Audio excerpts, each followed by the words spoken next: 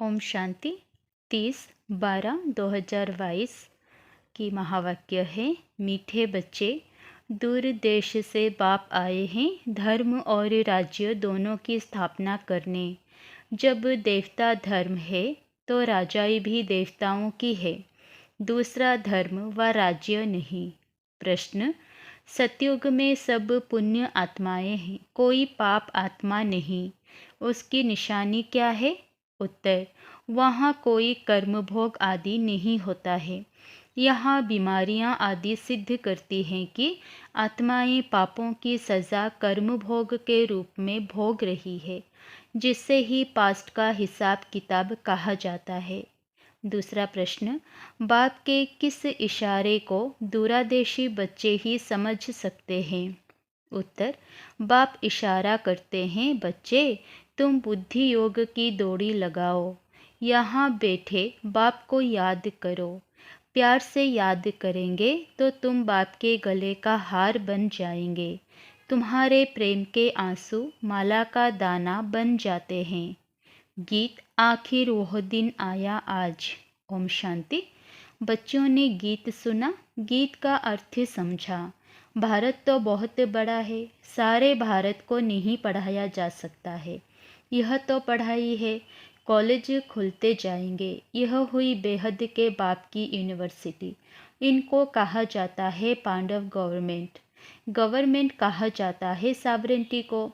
अब तुम बच्चे जानते हो सॉवरेंटी स्थापन हो रही है। धर्म प्लस सॉवरेंटी, रिलीजियो पॉलिटिकल, देवी देवता धर्म भी स्थापन हो रहा है। और कोई भी धर्म वाले राजाई नहीं स्थापन करते, वह सिर्फ धर्म स्थापन करते हैं। बाबा कहते हैं, मैं आदि सनातन धर्म और राजाई स्थापन कर रहा हूँ, इसलिए रिलीजियो पॉलिटिकल कहा जाता है। बच्चों को बहुत दूरादेश बुद्धि बनना है। अब दूरादेश से आए हुए हैं, यूँ दूर देश से तो सब आत्माएं आती हैं। तुम भी दूर देश से आए हो। नया धर्म जो स्थापन करने आते हैं, उनकी आत्माएं दूर से आती हैं। वह है धर्म स्थापक, और इसको कहा जाता है धर्म और सॉवरेंटी स्थापक। भारत में सॉवरेंटी थी, महाराजा महारानी थे। महाराजा श्री नारायण, महारानी श्री लक्ष्मी। तो अब तुम बच्चे कहेंगे, हम श्रीमत पर चल रहे हैं। बाबा, जिसको हम सब भारतवासी पुकारते आए हैं कि आओ, आकर पुरानी दुनिया को बदल नई सुख की दुनिया स्थापन करो। पुराने घर और नए घर में अंतर तो होता है ना। बुद्धि में नया मकान ही याद रहता है। आजकल तो मकान बहुत फैशनेबल बनते हैं, ख्याल करते रहते हैं ऐसा ऐसा मकान बनाएं। तुम जानते हो हम अपना धर्म और राजाई स्थापन कर रहे हैं। स्वर्ग में हम हीरे जवाहरों के महल बनाएंगे। दूसरे धर्म वाले ऐसे नहीं समझते। जैसे क्राइस्ट क्रिश्चियन धर्म स्थापन करने आया, यह उस समय नहीं समझते। जब वृद्धि होती है तब नाम रखते हैं क्रिश्चियन धर्म।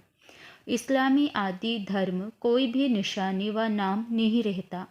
तुम्हारी निशानी शुरू से लेकर अभी तक चलती रहती है। लक्ष्मी नारायण के चित्र हैं, यह भी जानते हो। तो इन्हों का राज्य सतयुग में था। तुमको यह ज्ञान वहाँ नहीं होगा कि पास्ट में किसकी राजधानी थी, फ्यूचर में किसकी राजधानी होगी। सिर्फ प्रेजेंट को जानते हैं बस। अभी तुम पास्ट, प्रेजेंट, फ्यूचर को जानते हो। पहले पहले हमारा धर्म था, फिर यह धर्म आए हैं। संगम पर ही बाप बेट समझाते हैं। अभी तुम त्रिकालदर्शी बन गए हो। सतयुग में त्रिकालदर्शी नहीं होंगे। वहाँ तो राजाई करते रहेंगे और धर्मों का नाम निशान नहीं रहेगा। अपनी मौज में राजाई करते रहेंगे। अभी तुम सारे चक्र को जानते हो। मनुष्य यह तो नहीं जानते हैं कि बरोबर देवी देवता धर्म था, परंतु वह कैसे स्थापन हुआ, कितना समय चला, यह नहीं जानते हैं। तुम जानते हो सतयुग में इतने जन्म राज्य किया, फिर त्रेता में इतने जन्म लिए। इन्हों को भी जानना पड़ेगा।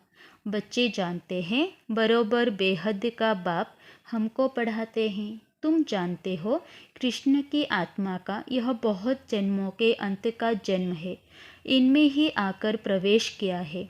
इनका नाम ब्रह्मा जरूर चाहिए। ब्रह्मा सो विष्णु, विष्णु सो ब्रह्मा। यह त्रिमूर्ति की नॉलेज बहुत सिंपल है। यह निराकार बाप शिव, इनसे यह वर्षा मिलता है। निराकार से वर्षा कैसे मिला? यह प्रजापिता ब्रह्मा द्वारा ब्राह्मण सो देवता बन रहे हैं। फिर वही देवताएं 84 जन्मों के बाद ब्राह्मण बनते हैं। यह चक्र बुद्धि में रहना चाहिए। हम सो ब्राह्मण, ब्रह्मा के बच्चे सो रुद्र, शिव के बच्चे। हम आत्माएं निराकारी बच्चे हैं, बाप को याद करते हैं। इन चित्रों पर समझाना बहुत सहज है। तपस्या कर रहे हैं, फिर सतयुग में आएंगे। तुम्हारी बुद्धि में रहना चाहिए हम मनुष्य से देवता बन रहे हैं, फिर देवता धर्म का बादशाह बन राज्य करेंगे। योग से ही तुम्हारे विकर्म विनाश होंगे। अगर अभी भी पाप करते रहेंगे तो क्या बनेंगे? यात्रा पर जब जाते हैं तो पाप नहीं करते हैं, पवित्र भी ज़रूर रहते हैं। समझते हैं देवताओं के पास जाते हैं, मंदिर में भी हमेशा स्नान करके जाते हैं। स्नान क्यों करते हैं? एक तो विकार में जाते हैं, दूसरा लेट्रिन में जाते हैं। फिर स्वच्छ बनकर देवताओं का दर्शन करने जाते हैं। यात्रा पर कब पतित नहीं बनते। 4 धर्मों की परिक्रमा पावन होकर करते हैं तो पवित्रता है मुख्य। देवताओं का दर्शन करने जाते हैं, यात्रा पर कब पतित नहीं बनते। 4 धामों की परिक्रमा पावन होकर देते हैं तो पवित्रता है मुख्य। देवताएं भी अगर पतित होते तो फर्क क्या रहा? देवताएं पावन है, हम पतित हैं। तुम जानते हो बाबा ने हमको ब्रह्मा द्वारा गोद लिया है। यूं तो तुम सब आत्माएं हमारे बच्चे हो, परंतु तुमको पढ़ाऊं कैसे, राजयोग कैसे सिखलाऊं, तुम मीठे मीठे बच्चों को स्वर्ग का मालिक कैसे बनाऊं?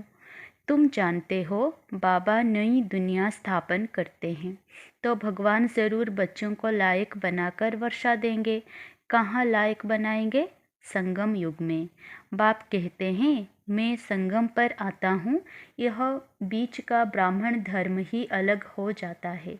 कलयुग में है शूद्र धर्म, सतयुग में है देवता धर्म, यह है ब्राह्मण धर्म। तुम ब्राह्मण धर्म के हो। यह संगम युग बहुत छोटा है। अभी तुम सारे चक्र को जान गए हो, दूरादेशी बन गए हो। तुम जानते हो यह बाबा का रथ है, इनको नंदीगण भी कहते हैं। सारा दिन सवारी थोड़े ही होती है।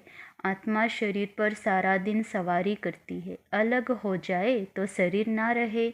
बाबा तो आ जा सकता है क्योंकि उनकी अपनी आत्मा है, तो मैं इनमें सदैव नहीं रहता हूँ, सेकंड में आ जा सकता हूँ। मेरे जैसा तीखा रॉकेट कोई हो नहीं सकता। आजकल रॉकेट, एरोप्लेन आदि कितनी चीज़ें बनाई हैं, परंतु सबसे तीखी आत्मा है। तुम बाप को याद करो, यह आया। आत्मा को हिसाब किताब अनुसार लंदन में जन्म लेना होगा तो सेकंड में वहाँ जाकर गर्भ में प्रवेश करेगी, तो सबसे तीखी डोरी पहनने वाली आत्मा है। अभी आत्मा अपने घर में जा नहीं सकती क्योंकि वह ताकत ही नहीं रही है, कमज़ोर हो गई है, उड़ नहीं सकती। आत्माओं पर पापों का बोझ बहुत है। शरीर पर अगर बोझा होता तो आग से पवित्र हो जाता, परंतु आत्मा में ही खाद पड़ती है, तो आत्मा ही साथ में हिसाब किताब ले जाती है। इसीलिए कहा जाता है पास्ट का कर्म भोग है। आत्मा संस्कार साथ में ले जाती है। कोई जन्म से लंगड़ा होता है तो कहा जाता है पास्ट में ऐसे कर्म किए हैं। जन्म जन्मांतर के कर्म हैं जो भोगने पड़ते हैं। सतयुग में है ही पुण्य आत्मा, वहाँ यह बातें होती नहीं। यहाँ है सब पाप आत्माएं। सन्यासियों को भी अर्धांग व लकवा हो जाए तो कहेंगे कर्म भोग। अरे महात्मा, श्री श्री 108 जगत गुरु को फिर यह बीमारी क्यों? कहेंगे कर्म भोग। देवताओं के लिए ऐसे नहीं कहेंगे। गुरु मरेगा तो फॉलोअर्स को ज़रूर अफसोस होगा। बाप पर भी जास्ती लव होता है तो रोते हैं। स्त्री का पति से जास्ती लव होगा तो रोएगी। पति दुखी करने वाला होगा तो नहीं रोएगी।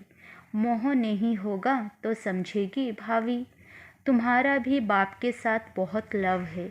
पिछाड़ी में बाबा चला जाएगा, तुम कहेंगे ओहो बाबा चला गया, जिसने इतना सुख दिया। पिछाड़ी में बहुत रहते हैं, बाप से बहुत लव रहता है। तुम कहेंगे बाबा हमको राजाई देकर चला गया।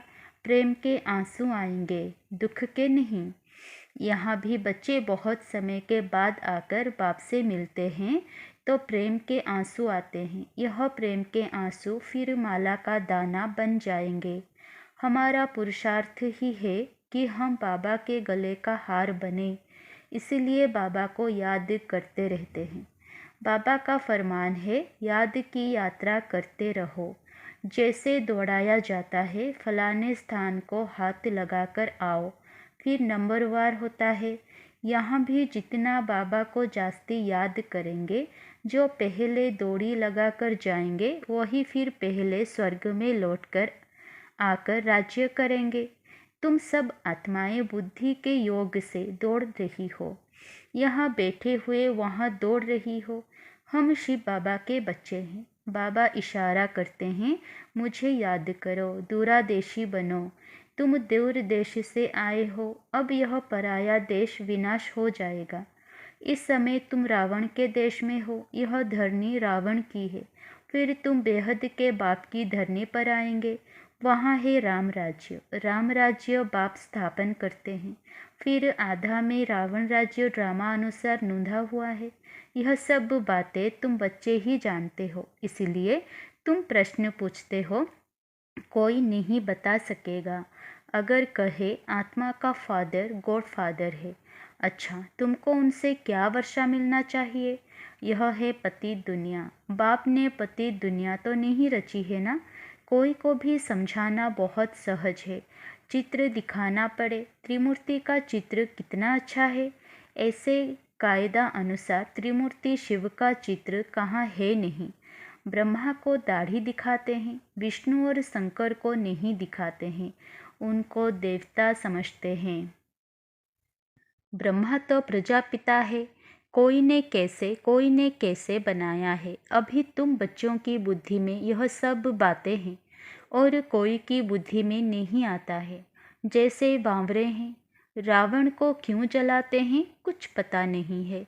रावण है कौन, कब से आया, कह देते हैं अनादि काल से जलाते हैं। तुम समझते हो यह आधा कल्प का दुश्मन है। दुनिया में अनेक मते हैं, जिसने जो समझाया वह नाम काल से जलाते हैं। तुम समझते हो यह आधा कल्प का दुश्मन है। कोई ने महावीर नाम डाल दिया, अब महावीर तो हनुमान को दिखाते हैं। यहाँ आदि देव महावीर नाम क्यों रखा है? मंदिर में महावीर महावीरनी और तुम बच्चे बैठे हो, उन्होंने माया पर जीत पाई है, इसीलिए महावीर कहा जाता है। तुम भी अनायास ही अपनी जगह पर आकर बैठे हो, वह तुम्हारा यादगार है, वह है जड़। फिर भी चित्र ज़रूर लगाना पड़े। जब तक चैतन्य के पास आकर समझें, दिलवाड़ा मंदिर का राज बहुत अच्छा समझा सकते हो। यह पढ़कर गए हैं, तब भक्ति मार्ग में यह यादगार बने हैं। तुम्हारी राजधानी स्थापन करने में बड़ी मेहनत लगती है, गालियाँ भी खानी पड़ती है, क्योंकि कलंगीधर बनना है। अभी तुम सब गाली खाते हो, सबसे जास्ती ग्लानि मेरी की है। फिर प्रजापिता ब्रह्मा को भी गाली देते हैं। मित्र संबंधी आदि सब बिगड़ पड़ते हैं। विष्णु व शंकर को थोड़े ही गाली देंगे। बाप कहते हैं मैं गाली खाता हूँ, तुम बच्चे बने हो तो तुमको भी हिस्सा लेना पड़ता है, नहीं तो यह अपने धंधे में था, गाली की बात ही नहीं। सबसे जास्ती गाली मुझे देते हैं, अपना धर्म कर्म भूल गए हैं। कितना समझाते हैं। अच्छा, मीठे मीठे सिकिलधे बच्चों प्रति माता पिता बाप दादा का याद प्यार और गुड मॉर्निंग। रूहानी बाप की रूहानी बच्चों को नमस्ते। धारणा के लिए मुख्य सार 1 नंबर, दूरादेशी बनना है। याद की यात्रा से विकर्मों का विनाश करना है। यात्रा पर कोई भी पाप कर्म नहीं करने हैं। नंबर 2, महावीर बन माया पर जीत पानी है। ग्लानि से डरना नहीं है, कलंगीधर बनना है। वरदान, सर्व शक्तियों का अनुभव करते हुए समय पर सिद्धि प्राप्त करने वाले निश्चित विजयी भव। सर्व शक्तियों से संपन्न निश्चय बुद्धि बच्चों की विजय निश्चित है ही। जैसे किसी के पास धन की, बुद्धि की व संबंध संपर्क की शक्ति होती है तो उसे निश्चय रहता है कि यह क्या बड़ी बात है। आपके पास तो सब शक्तियाँ हैं। सबसे बड़ा धन अविनाशी धन सदा साथ है। तो धन की भी शक्ति है, बुद्धि और पोजीशन की भी शक्ति है। इन्हें सिर्फ यूज़ करो, स्व के प्रति कार्य में लगाओ तो समय पर विधि द्वारा सिद्धि प्राप्त होगी। स्लोगन, व्यर्थ देखने व सुनने का बोझ समाप्त करना ही डबल लाइट बनना है। अच्छा, ओम शांति।